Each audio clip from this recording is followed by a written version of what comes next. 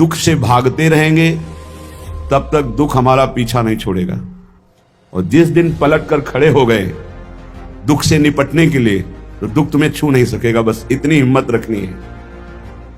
हम बड़े महापुरुषों की बात कह रहे हैं। जब तक तुम दुख से भागोगे तो जिधर भाग रहे हो दुखालयम अशाश्वतम, दुख ही दुख है।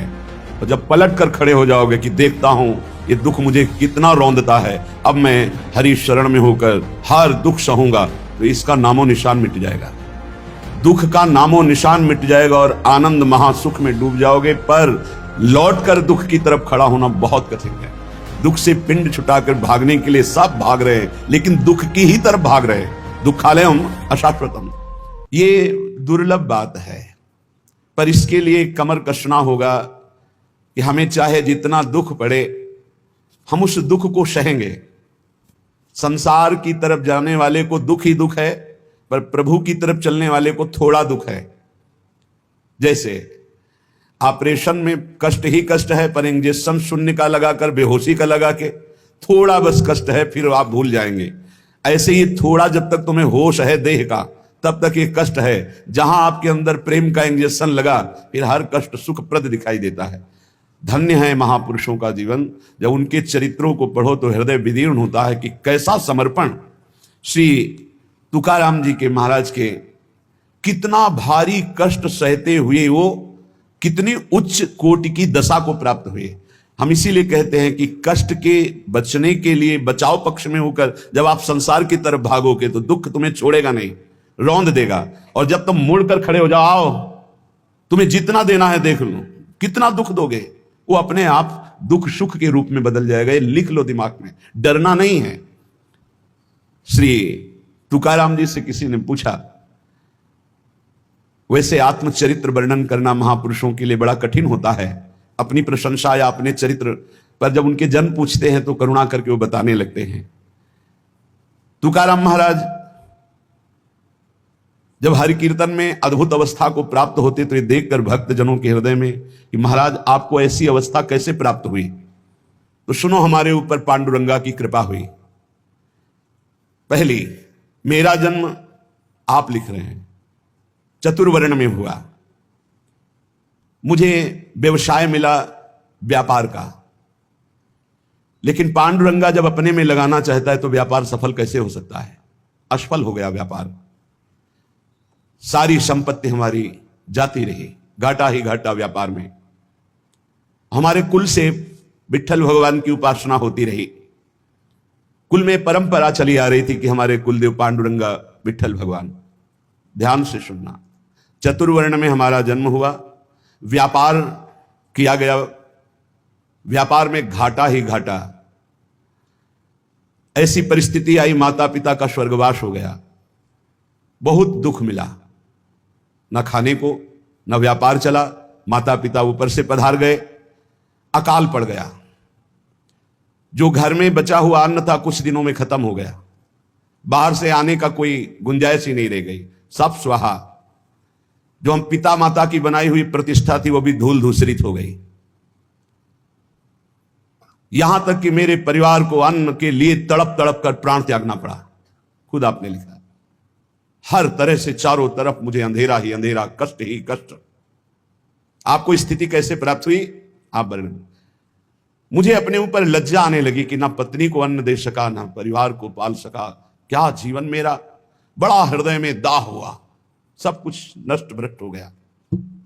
ये जिस पर मैं कृपा करता हूं ये लीला। ऐसी हालत में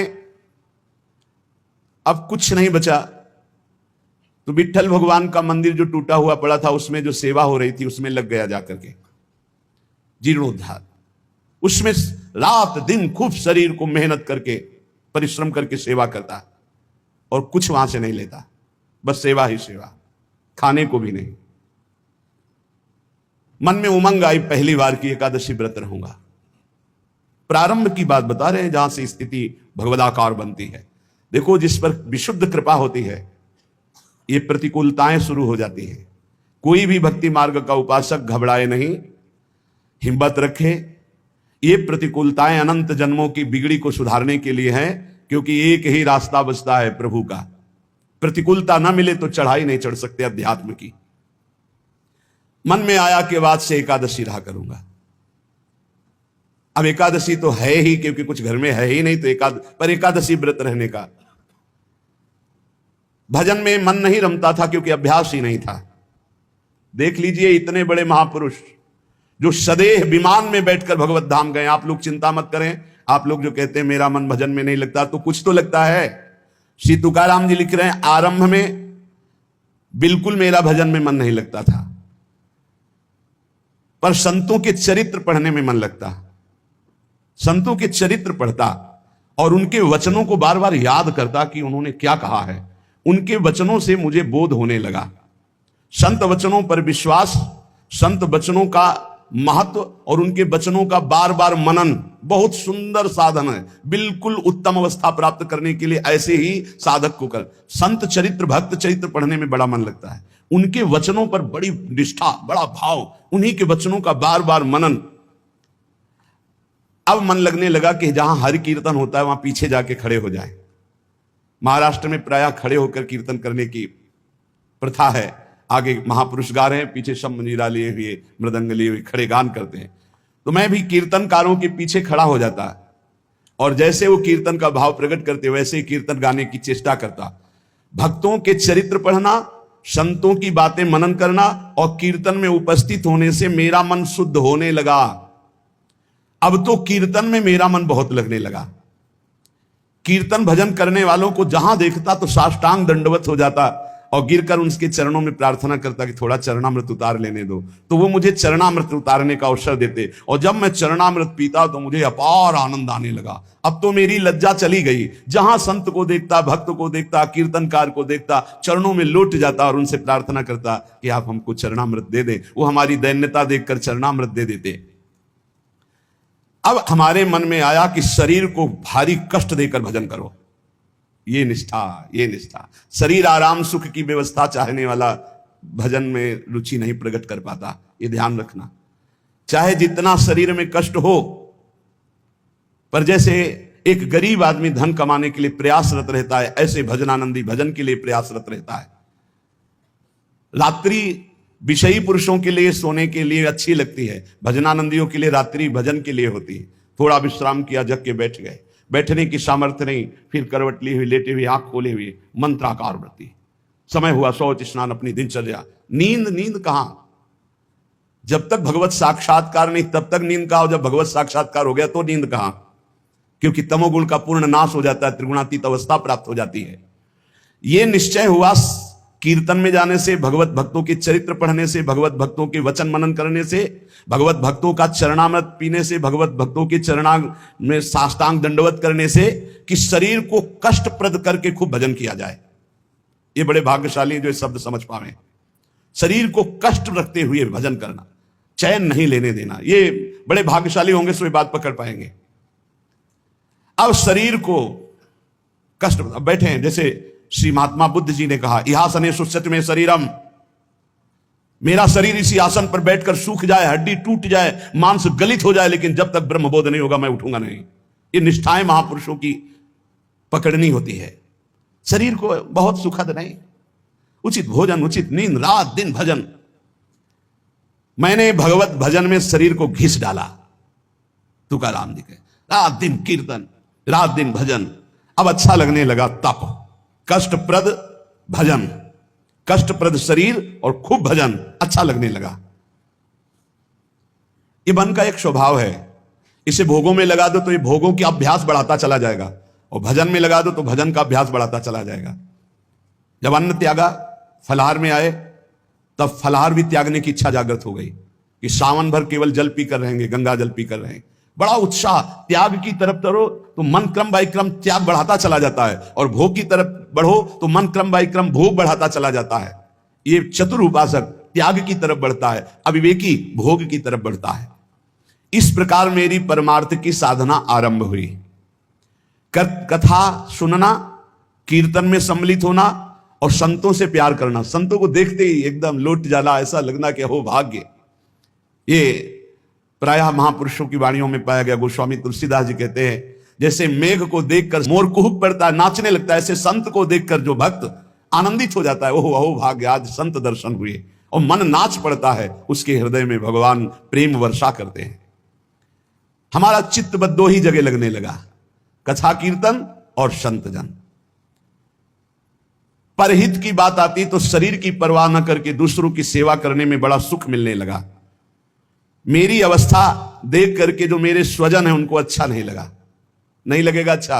एक एक बात बैठा लो, कई लोग शिकायत करते हैं परिवार के लोग हमसे ठीक से बात नहीं करते, हमारा उपहास करते हैं। आपका क्या, बड़े महापुरुषों का क्या, परिवार के स्वजनों को यह अच्छा नहीं लगता, हमारा भजन, हमारा संत प्रेम, हमारा परोपकार, उनको देखी नहीं गई।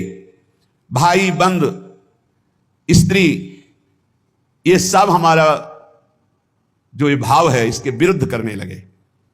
ग्रह प्रपंच में आसक्त जन मेरे भाव का विरोध करने लगे, मुझे निषेध करने लगे। संत दर्शन, संत सेवा, कीर्तन, भगवत कथा, ये स्वयं उनके वचन हैं। मैंने अपने हृदय में निश्चय कर लिया था, कठोर हृदय बना लिया था, हर दुख सहूंगा पर अब पांडुरंगा को नहीं छोड़ूंगा, अब विठ्ठल को नहीं छोड़ सकता। किसी की कोई भी परवाह ना करके, घर परिवार के लोग इतना प्रपंच किए, मैं किसी की बात नहीं सुनता। पकड़ो बात, बिल्कुल ये सोधी हुई बात इसीलिए सुना रहा हूं कि प्रायः हर भक्त के जीवन में ऐसा ही होता है जो सच्चाई से चलता है। घर प्रपंच की बातें मेरे को बहुत सुनाई गई, बड़ा विरोध किया गया, पर मैंने निश्चय कर लिया, हृदय कठोर बना लिया, इस जन्म में अब भगवान को नहीं छोड़ूंगा। फिर मेरे मन में आया कि जड़ मूल से इस प्रपंच को उखाड़ फेंकूंगा। अब तो जब हमारे परिवार के जन हमारा विरोध करते तो मैं ना देखता ना उनकी बात सुनता और जोर जोर से कीर्तन करता। करो विरोध, कितना करोगे, राम कृष्ण हरि जय, राम कृष्ण हरि जय, विठ्ठल जय विठ्ठल। अब वो निंदा करें, वो उपहास करें, वो भगवत कीर्तन कर रहे, जड़ से उखाड़ फेंकूंगा इस प्रपंच को। स्वजन अपनी ओर खींचते और विठ्ठल अपनी ओर खींचते, यही चलता है साधक के। एक तरफ भगवान का आकर्षण, एक तरफ माया का आकर्षण, पर हमने भगवान की तरफ, परमार्थ की तरफ कदम जोर से बढ़ाए। अब साधक का यह निर्णय है कि तुम माया के आकर्षण में जाते हो या प्रभु के आकर्षण में। लोग बार बार हमसे कहते कि तुम प्रवृत्ति मार्ग में हो, गृहस्थ धर्म में हो, तुम्हें ऐसा नहीं करना चाहिए। मैंने किसी की नहीं सुनी। अब इस जन्म में मुझे भगवत प्राप्ति करनी है, तुम्हारे किसी के उपदेश हमारे दृढ़ निश्चय को नहीं बदल सकते। इतनी खींचातानी जीवन में उपस्थित हो गई कि सत्य की पहचान के लिए मुझे मन को समझाना पड़ा कि तू मेरा साथ दे दे। अब जगत में तो कोई साथ नहीं दे रहा, अय मन तू मेरा साथ दे दे, तू मेरा साथी बन जा और सत्य स्वरूप भगवान श्री हरि के पथ का अनुसरण कर, तू कृतकृत्य हो जाएगा। तुकाराम जी महाराज कह रहे कोई साथ नहीं दे रहा, अय मन तू तो मेरा साथ दे दे, मेरा साक्षी बन जा और भगवान सत्य स्वरूप हैं, उनके मार्ग का अनुसरण कर। इस असत्य संबंध, पति पुत्र परिवार, ये मिथ्या नश्वर प्रपंच भोग, तिलांजलि दे दे मन, तू मेरा साथी बन जा। मैंने बहुत लोगों के मतों को नहीं माना। मेरे हृदय में नित्य और अनित्य का विवेक जागृत हो चुका था, इसलिए मैंने सत्य को पकड़ा। केवल भगवान का मार्ग ही सत्य है, न यह संबंध सत्य है, न यह संसार सत्य है। इस प्रकार जब मैंने श्री हरि चरण प्राप्ति के लिए दृढ़ निश्चय कर लिया तो उसी समय भगवान मेरे सदगुरु के रूप में पधारे। श्री बाबा चैतन्य ने मेरे हृदय देश में प्रकाशित होकर के श्री राम कृष्ण हरि इसका उपदेश किया। वही कीर्तन करते थे, पर वही गुरुदेव आकर हृदय में उपदेश किए, जिसे कहते हैं स्वप्नादेश। उपदेश किया कि अब तुम श्री राम कृष्ण हरि ही कहो। मैंने अब दृढ़ विश्वास कर लिया कि जो जप रहा था वो गुरुदेव ने दे दिया, अब तो किसी भी तरह मैं इसे नहीं छोड़ सकता। विश्वास चित्त में धार लिया कि मेरा भोजन भी राम कृष्ण हरि, मेरी प्यास भी राम कृष्ण हरि, मेरे प्राण भी राम कृष्ण हरि, मेरा सर्वस्व राम कृष्ण हरि। निश्चय कर लिया, बड़ा सहारा मिल गया। पहले जपते थे, वही जब गुरु ने दिया तो बड़ा सहारा मिल गया, परिपक्व हो गया। अब तो बैठ करके 24-24 घंटे नाम कीर्तन, क्योंकि निश्चय पहले ही कर लिया था शरीर को कष्ट देकर भगवत भजन करना, ये बहुत जल्दी भजन रंग लाता है। जब चित्त लवलीन होने लगा तो मेरे हृदय में कविता की स्फूर्ति होने लगी। श्री हरि के लीला गुण प्रकाशित होने लगे, उनको कविता रूप में लिखने की स्फूर्ति हुई। श्री हरि का कीर्तन और श्री हरि प्रदत्त अभंग वाणी प्रकट हुई मेरे हृदय में। मैंने देखा कि मेरी बुद्धि में यह ताकत नहीं थी, ये मेरी बुद्धि में श्री हरि कीर्तन से प्रकाश हुआ, हरि लीलाओं का। ये भगवत प्रसाद से मेरे अंदर आया, ये भगवान की ही प्रेरणा से अभंग निकलते थे।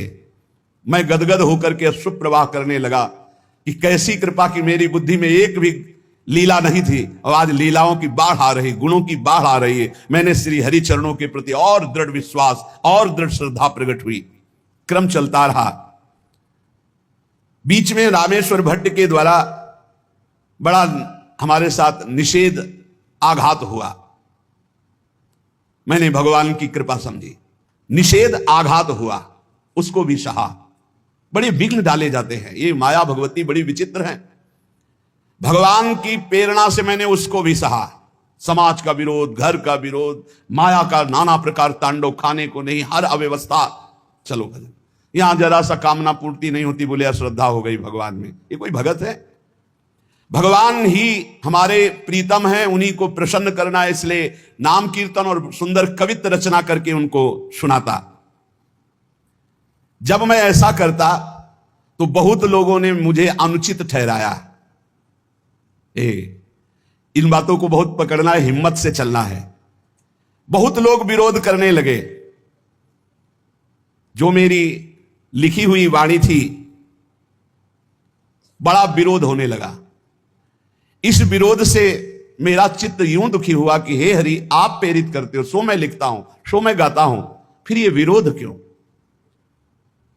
जब मुझे लगा कि मेरे हरि ही नहीं चाहते हैं, तो जितनी अभंग रचना की थी सबको लेकर के इंद्रयाणी नदी के दह में जाके डुबो दिया। विरोध कर रहे थे। भगवान के द्वार पर जाकर के, विठ्ठल भगवान के द्वार पे, न खाना न पीना, उदास बैठ गया। आप तो ही वाणी प्रकट करते हो, आप ही अभंग लिखाते हो, फिर इतना विरोध करवा दिया, जाके इंद्राणी में डुबो दिया बाड़ी जी को। अब दर्शन करने वाले तो दर्शन करके चले जाते, ठाकुर जी का शयन हो जाता, फिर ठाकुर जी का मंगला प्रभात दर्शन होता, फिर ऐसे कई दिन व्यतीत हो गए, न खाना न पीना और चुपचाप द्वार पर बैठे रहना। दया आई पांडुरंगा को और साक्षात प्रकट हुए जब कोई नहीं था रात्रि में, वहीं दरवाजे पे पड़े रहते, और कहा कि मेरे भक्त को यह सहना पड़ता है, तुम मेरे प्रिय हो, मैं देखना चाहता हूं तुम कितना सह सकते हो। तुमने सहा, तुम्हारी वाणी जल में नहीं डूबी है, वो मेरी गोद में रखी हुई है। तुमने जल में डाला था, मैंने उसे गोद में लिया है। देखो सारे अभंग ज्यों की त्यों ऐसे मेरे पास हैं।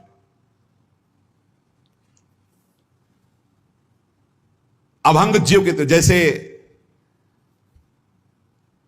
श्री भगवत रसिक जी की वाणी यमुना जी में, तो यमुना जी ज्यों का त्यों, एक अक्षर भी गीला नहीं हुआ था, ज्यों का त्यों ले। ऐसे भगवान ने कहा जो तुमने इंद्राणी में डुबो दिया ना अपनी वाणी, कि सब विरोध करते, मैंने अपनी गोद में लिया है। ये रहस्य रघुनाथ कर बेग न जाने कोई, सहना पड़ेगा इतने बड़े महापुरुष को भी, कितने कष्टों से ही भरा जीवन। तुकाराम जी भगवान का सगुण साक्षात्कार करके, भगवान से बात हुई, भगवान ने दर्शन दिया। उन्होंने जो अपने जीवन में कष्ट सहा, उस कष्ट से भगवान के प्रति उनकी ममता घटी नहीं, उनकी ममता बढ़ी। भक्त वही है कि जितना उन कष्ट मिले, जितनी विपरीतता आवे, उतना भगवान के प्रति प्रियता बढ़नी चाहिए। ये जगत का जो नाटक का स्वांग रचा है, उस परमात्मा ने रचा है। तुम भी उसी स्वांग के एक हिस्से हो, बस स्वांग मात्र करो, सच्चाई से नहीं। तुम न किसी के सच्चे पति हो, न किसी के पुत्र हो, न किसी के पिता हो, न किसी की पत्नी हो। तुम भगवत स्वरूप हो, स्वांग मिला है, स्वांग करो। और सच्चाई है कि मैं ईश्वर के नाम रूप लीला धाम में निरंतर चित्त को जोड़े, ये सच्चा नहीं है, झूठा है। ना तुम कुछ दिन के जो बने हुए पति हो, ना शाश्वत पति नहीं हो। तुम पहले नहीं थे, बाद में भी नहीं रहोगे, बीच में कुछ दिन के हो, लेकिन शाश्वत है सच्चिदानंद प्रभु। श्री तुकाराम जी कह रहे, नटनाट्य अवधे संपादिले सोंग। ये स्वांग है, ये नट का नाट्य है, बिल्कुल नाटक जैसा करो। सत्य है भगवत नाम, भगवत रूप, भगवत लीला। क्या कोई अंगारों की सेज पर सुख की नींद सो सकता है? तो उत्तर आएगा नहीं। तो क्या खटमल की चारपाई पर सुख की नींद सोच सकता है? तो बोले नहीं। तो बोले ऐसे ही भोग वासना, नाना प्रकार की गंदी वासना, ये क्या तुम्हें सुख चैन से सोने देंगी? अनंत जन्मों से जलते हुए चले आ रहे हो, आगे भी जलना पड़ेगा। नहीं, आगे बढ़ो, संसार के मार्ग में नहीं, भगवत मार्ग में, तभी सुख से विश्राम कर। गोस्वामी तुलसीदास जी कह रहे हैं, जाकी कृपा लवलेश ते मति मंद तुलसी दास हूं, पायो परम विश्राम, राम समान प्रभु नाही कहूं। पायो परम विश्राम, आप चैन की नींद। काहू के बल भजन को काहू के आचार, व्यास भरोसे कुंवर के सोवत पाव पसार। चैन की नींद, ये आंगारों की सेज पर पड़ना है, जो भोगों में, जो नाना प्रकार की वासनाओं, मानो खटमल की चारपाई पर। कहां चिंता शोक भय से युक्त कहीं नींद आती है? जब तक देह भाव है प्यारे कि मैं स्त्री हूं, मैं पुरुष हूं, तब तक बंधन को प्राप्त हो। भाव ही देह भाव को नष्ट करेगा, भगवत भाव कर्म बंधनों को नष्ट करेगा। दही मत कर जब उससे मक्खन निकाल लिया जाता है, तो मक्खन छाछ में डालने से ऊपर ही रहता है, कभी डूबता नहीं है। जब तक मथा नहीं गया था तो एक में ही एकम एक था, और जब मथ कर दही को मक्खन निकाल लिया गया तो फिर उसे छाछ में छोड़ दो, फिर नहीं मिल सकता। ऐसे ही खूब नाम जप करके पहले जीवत तो नष्ट कर दो, फिर संसार में रहोगे तो ऐसे रहोगे जैसे छाछ के ऊपर मक्खन रहता है, कभी मिल नहीं सकता। तुकाराम जी कहते हैं, दही से पहले मथ करके मक्खन अलग कर लो, फिर मिलाना भी चाहोगे तो चाहे जितना प्रयास करो मिलेगा ही नहीं। ऐसे ही एक बार तुम देह भाव से अलग हो, नाम जप करके ऐसा ज्ञान प्राप्त करो, फिर संसार में तुम्हें कोई नहीं बांध सकता। प्यासा प्यासे की हालत जानता है, भूखा भूखे की हालत जानता है। ऐसे ही भगवत मार्ग का पथिक केवल भगवत मार्ग के पथिक ही भगवत मार्ग के पथिक को जानते हैं, दूसरे नहीं जान सकते। दूसरों को तो आश्चर्य लगता है, ऐसा कैसे हो सकता है कि घर में खाने को नहीं, हर कष्ट हर, और वो खूब नाच नाच करके नाम कीर्तन कर रहे हैं। ऐसा कैसे हो सकता है कि घर में इकलौते पुत्र का 100 पड़ा हुआ है और वो नाम कीर्तन कर रहे हैं? ऐसा कैसे हो सकता है कि क्षण क्षण पर कष्ट दिया जा रहा है और वो हरि हरि हरि मेरा हरि मेरा हरि? ऐसा कैसे हो सकता है प्रहलाद जी? ऐसा कैसे हो सकता है 22 बाजारों में मार कोड़े खाल खींच ली गई, फिर भी ना तो भक्ति में फर्क पड़ा ना भक्त में फर्क पड़ा, वैसे ही भक्ति वैसे ही मुख प्रसन्न। कैसा कैसे हो सकता है? ये बात जैसे प्यासे को प्यासा जानता है, भूखे को भूखा जानता है, ऐसे ही भगवान के भक्त को सिर्फ भगवान का भक्त जानता है। ये विषयी सांसारिक प्रापंचिक लोग उसे नहीं जान सकते। तुकाराम जी कहते हैं, माया योग से जीव दुर्दशा को प्राप्त हो रहा है और भक्ति योग से महासुख को भोगेगा। इसलिए माया योग से हटो और भक्ति योग को प्राप्त करो। अनित्यम असुखम लोको मिमम प्राप्य भजस्व माम। ये संसार के नाशवान सुख भोगों से मन को हटाओ, लोक के भोग तुम्हें दुर्गति को प्राप्त करा देंगे। प्राप्य भजस्व माम, मुझे भजो, भगवान करे मेरा स्मरण करो। बाटे या जनाचे थोर व आश्चर्य, विषय वडिम भूतले जीव। तुकाराम जी कह रहे हैं कि जीव भोगों में फंसकर समय को नष्ट कर रहा है। वो समझ रहा है बड़ा अच्छा समय व्यतीत हो रहा है, लेकिन आगे भयानक दुख आने वाला है, फिर मृत्यु होगी, फिर अन्य योनियों में जाओगे। इसलिए भजन कर लो। पैसा के बल से, भोगों के बल से, पद के बल से तुम काल से नहीं बच सकते। उन्मत्त मत हो, भजन कर लो। तुकाराम जी कह रहे, बड़ी दया आ रही है ऐसे जीवों पर जो भोगों के बल से, धन के बल से अपने जीवन को नष्ट कर रहे हैं कि समय बढ़िया जा रहा है बड़ी मौज मस्ती से, लेकिन वो आगामी दुख को नहीं देख पा रहे हैं। अरे ये मुझे ना भजे ऐसा कौन सा बल है इनको मिल गया कि निश्चिंत होकर भोगों में पड़े हुए हैं। भगवान को भी दया आती है कि जीव कैसा भूला हुआ है। इनमें कौन सा ऐसा दम है जो अंत काल में तुम्हें काल से बचा सकता है? रुपया में, पत्नी में, पुत्र में, पति में, परिवार में, धन में, किसमें ऐसा बल है जो तुम्हें मृत्यु से बचा सके? जब मृत्यु से नहीं बचोगे तो फिर अगला जन्म होगा, फिर उस योनि में नया। ये कब तक चलता रहेगा? क्या यमदूतों से तुम्हें ये रुपया पैसा बचा लेगा? क्या यमदूतों के दंड से तुम्हें ये नाना प्रकार के शरीर संबंधी लोग बचा लेंगे? नहीं। तो विद्या बचा लेगी, वयस बचा लेगी, प्राणियों का रिश्ता नाता तुम्हें बचा लेगा। अरे अब होश में हो जाओ। संसार काल का कलेवा है, इसमें कोई नहीं बचेगा, सब मरेंगे। इसलिए नाम जप कर ले, अपने को बचा ले। बचाना क्या है? देह भाव से हट गए, बच गए। भजन के बल से देह भाव से हट गए तो मृत्यु का प्रवाह देह में होगा, आपका आपके ऊपर नहीं। आप परम पद को प्राप्त हो जाएंगे। जीव तू मृत्यु को मत भूल। मृत्यु को बड़ा चस्का लगा है लोगों के मारने का। वो किसी को नहीं बख्शती, सबको मारती चली जाती है, रौंदती चली जाती है। एकमात्र नंद नंदन यशोदानंदन है जो तुम्हें मृत्यु से बचा सकते हैं, देह भाव रहित करके। चाहे कोई कितना बुद्धिमान हो, क्या चीनी से ऊख बना सकता है? गन्ना बना सकता है? गन्ने से चीनी तो बन गई, लेकिन चीनी से गन्ना खड़ा कर सकता है फुल? कभी भी, कितना भी बड़ा विज्ञानी हो, गन्ने से चीनी बन गई, गन्ने का रस फिर उबाला गया, फिर वो चीनी बनने के अधिकार में आ, पर चीनी से गन्ना बना सकता है? तो बोले नहीं। तो बोले वैसे दिमाग खर्च कर ले, तू जन्म जन्मांतर में मृत्यु के चक्कर में पड़ा हुआ है। जब तक तू भगवान का भजन नहीं करेगा तब तक तू सुख नहीं प्राप्त कर सकता। सुख सिंधु से तू प्रकट हुआ है, अब सुख सिंधु का भजन कर ले, नहीं तो तू सुख सिंधु खड़ा नहीं कर सकता संसार में। मकान बना के करोड़ों अरबों रुपया जमा करके नाना प्रकार, जैसे चीनी से फिर ऊख नहीं बनाया जा सकता, ऐसे तू लाख उपाय कर ले अपनी बुद्धि से। इस दुखालय संसार में तू है सुख स्वरूप, लेकिन तू सुख नहीं पा सकता बिना सुख सिंधु का भजन के। गर्भवास में तूने वादा किया था कि हर जीव वादा करता है, एक बार मुझे यहां से निकाल दो, मैं भजन करके भगवान को प्राप्त करूंगा। अरे उस वादे को भूल गया। भगवान शेषनाग भी अपनी 2000 जिह्वा से जिनका नाम गुणगान करते हैं, वेद भी जिनका नेति नेति, उनसे वादा किया था तूने कि एक बार गर्भ से बाहर कर दो, मैं तुम्हारा भजन करूंगा। बौरा गया, इस माया में आके फिर बौरा गया, अपनी जिह्वा से व्यर्थ की बातें करके, दिमाग से नाना प्रकार के प्रपंच का चिंतन करके फिर फंस गया चक्कर में, वो वादा भूल करके। इसलिए श्री तुकाराम जी कहते हैं, जीवात्मा तू ही अपना तारक है और तू ही अपना मारक है। यदि तूने वादा निभाया और भजन किया तो अपने को तार लेगा, और यदि वादा भूलकर फिर प्रपंच के चिंतन में लगा तो अपने को मार देगा। तू अपना उद्धारक बन रे जीव, तू मुक्त है, मुक्त हो जा। सोच, ये संसार तेरे को कभी सुख नहीं दे पाया, तो अब क्या तुझे सुख देगा?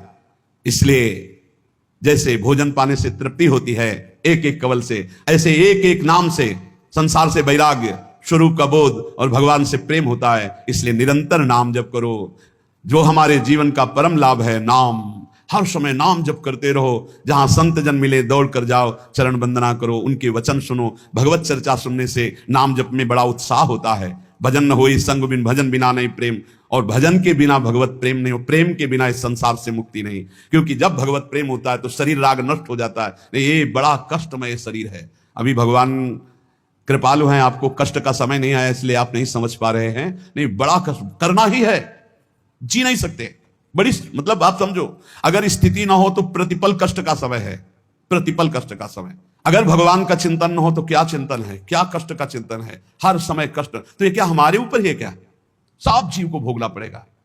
आपकी लंबी यात्रा है, हजारों जन्म बार बार ले लेकर भोगना, इसलिए ऐसे भोगों में फंस करके तुम्हें भुलावे में माया डाल रही। इसलिए हमारी प्रार्थना है, इसी जन्म में भजन करके जो कष्ट मिले सह करके मुक्त हो जाओ, बस यही जीवन का परम लाभ है। निरंतर नाम जप ही सब शास्त्रों का, सब भक्तों का है। देखो तुकाराम जी की बात सुनी कि पूरा जीवन कष्ट में, यहां तक ऐसी स्थिति आई कि अन्न के बिना पत्नी मर गई, बच्चे प्राण पोषण के लिए अन्न नहीं रहा, लेकिन भक्त ने अपनी निष्ठा नहीं तोड़ी। निरंतर नाम कीर्तन, संत चरणामृत, संत चरण रज का सेवन करके ऐसी ऊंचाई पर पड़े कि आखिरी में जब तो भगवान वो कह रहे, देखो भगवान श्रीहरि विमान लेकर आ रहे हैं। भगवत पार्षद आए, विमान आया, सबसे प्रणाम किया और विमान में चढ़कर तुकाराम जी भगवान के धाम को गए। भक्तों के शरीर ऐसे छूटते हैं, उनको स्मृति ही नहीं रहती कब शरीर छूट गया, और दिव्य देह से भगवान के समीप चले जाते। यही लाभ लेने के लिए हमें जन्म मिला है। खूब नाम जप करो, किसी का बुरा मत करो, किसी की निंदा मत करो। ये सब बातें हमारे भजन से हमें विघ्न पहुंचा करके अलग कर देती। और भजन, भजन यही जीवन का सार है। जितना भजन कर लो, नहीं मृत्यु नजदीक आती चली जा रही।